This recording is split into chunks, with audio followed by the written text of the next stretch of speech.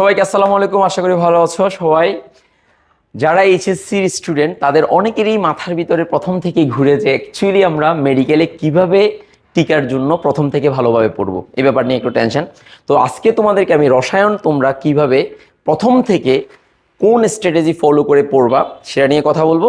তোমরা একটু কষ্ট করে তোমাদের বন্ধুবান্ধবকে ভিডিওটা শেয়ার করে দাও, না হলে তোমরা সেভ করে রাখো, সবাই যাতে উপকৃত হোক। তো প্রথমে একটু কথা বলি যে মেডিকেলের যে ভর্তি পরীক্ষা, সেই ভর্তি পরীক্ষাতে আমাদের রসায়নের জন্য বরাদ্দকৃত নাম্বার হচ্ছে 25 মার্কস, অর্থাৎ 25 মার্কস। আর মেডিকেলের ভর্তি পরীক্ষাতে আমাদের একদম শুরু থেকে শেষ পর্যন্ত যদি তুমি প্রশ্নগুলো অ্যানালাইসিস করে দেখো, অধিকাংশ প্রশ্নগুলো হচ্ছে মুখস্থ বিদ্যা টাইপসের। আর মাঝে মাঝে দুই একটা ম্যাথ আসছে যে ম্যাথগুলো ক্যালকুলেটর ছাড়া করা যায়। আর মাঝে মাঝে কিছু ম্যাথ আছে যেগুলো গিলু লাগে না, তোমার নিজের মতো করে তুমি করতে পারবা, ঠিক আছে কিনা। অর্থাৎ কিছু কিছু ম্যাথ আছে ক্যালকুলেটর লাগবে না, শুধু গিলু থাকলেই হবে, ক্যালকুলেটর ছাড়াও করা যায়। সো এটা নিয়ে ওরিড হইতে হবে না, আমি দেখাবো। তো এখন এই হাজারি স্যারের বই থেকে বিগত বছরে দেখা গেছে যে প্রায় 95% প্রশ্ন এমসিকিউ হাজারি স্যারের বই থেকে আসে। এখন হাজারি স্যারের বইয়ের কোথা থেকে আসে?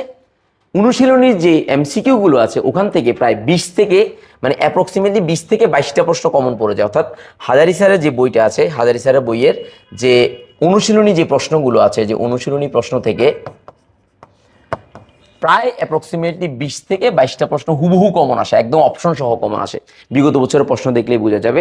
তো এখানে যে প্রশ্নগুলো রয়েছে সেগুলো তুমি যদি ভালো করে প্র্যাকটিস করো, এরপর হচ্ছে হাজারি স্যারের বইয়ের যে টপিক ভিত্তিক যে ইনফরমেশনগুলো আছে, বিশেষ করে ম্যাথমেটিক্যাল ইনফরমেশনগুলো ছাড়া তুমি যদি বিগত বছরের প্রশ্ন অ্যানালাইসিস করে কোন টপিক থেকে প্রশ্ন বেশি আসে ওই টপিকগুলো রিডিং পড়ে যদি তুমি হালকা নোট নিয়ে নাও, তারপর হচ্ছে তুমি কনসাইজ করে জিনিসগুলোকে যদি ভালো ভালো করে প্র্যাকটিস করো, তাহলে অ্যাকচুয়ালি তোমার কোনো প্রবলেম হবে না, একদমই কোনো প্রবলেম হবে না।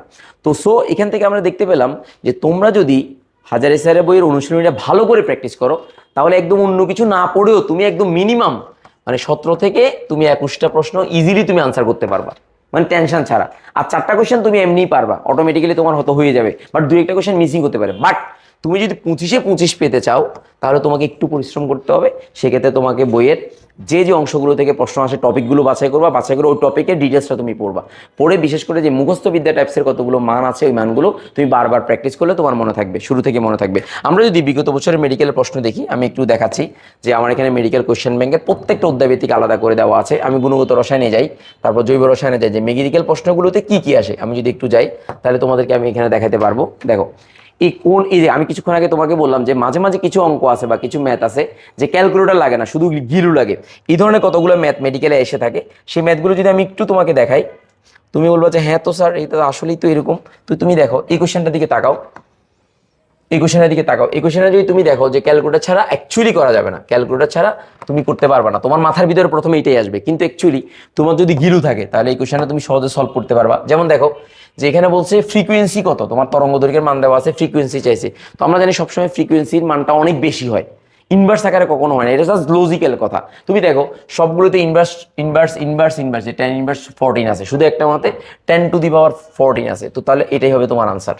সো কিছু কিছু প্রশ্ন এরকম আসবে যেগুলো ম্যাথ আসবে, কিন্তু অ্যাকচুয়ালি তোমার ক্যালকুলেটর লাগবে না, শুধু গিলু লাগবে, ওই গিলু দিয়ে তুমি সহজে করে ফেলতে পারবা। সো এই ধরনের আরও অনেকগুলো প্রশ্ন আসে। তোমরা একটু যদি দেখো যে এখানে মেডিকেলের প্রশ্নগুলো একদম টপিক ভিত্তিক মুখস্থ বিদ্যা টাইপসের প্রশ্নগুলো আসে মেডিকেলে। এরপর মাঝে মাঝে ম্যাথ যেগুলো আছে সেগুলো থেকে তোমার পারা যায়। যে মুখস্থ বিদ্যা টাইপে নীল আরও তরঙ্গ দৈর্ঘ্য কত, এটা হচ্ছে আর্ম ফোর্সেস মেডিকেল কলেজ। তুমি জানো যে আর্ম ফোর্সেস মেডিকেল কলেজও সরকারি। তারপর হচ্ছে এরপর হচ্ছে একদম শুরুতে আসবে মেডিকেল এবং ডেন্টাল। দেখো যে মেডিকেল এবং ডেন্টালে যে এমএটি মানে মেডিকেল, তারপর হচ্ছে দেখো এরপর ডেন্টাল ডিএটি আছে, মানে ডেন্টালে আসা।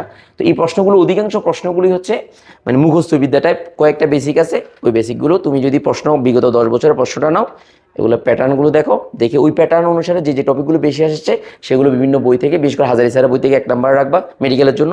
দেন তুমি রবিউল স্যারের বইটা রাখবা। এই দুইটা বই পাশে রেখে তুমি যদি প্র্যাকটিস করো, এরপর যদি গুহ স্যারের বই লাগে তাহলে তুমি দেখবা, যদি প্র্যাকটিস করো তাহলে ইনশাল্লাহ তুমি রসায়নে 25-এ 25 পাবা। সো ভয় পাওয়ার কোনো কারণ নেই। অনুশীলনী প্রশ্নগুলো ভালো করে প্র্যাকটিস করবা আর টপিক ভিত্তিক ভালো করে পড়বা।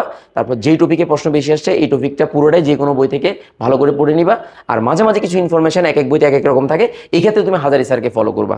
আমি আবারও বলছি, মাঝে মাঝে একই ইনফরমেশন ভিন্ন বইতে ভিন্ন ভিন্ন রকম থাকে, ওই ক্ষেত্রে তুমি হাজারি স্যারে যে ইনফরমেশনটা দেওয়া আছে ওই ইনফরমেশনটাকে কারেক্ট হিসেবে চিন্তা করে তুমি সামনের দিকে এগিয়ে যাওয়া, তাহলে আর তোমার কোনো ঝামেলা থাকবে না। আশা করি এভাবে যদি তুমি ফলো করে পড়ো, ইনশাল্লাহ তুমি মেডিকেলে রসায়নে 25-এ 25 পাবো। ধন্যবাদ।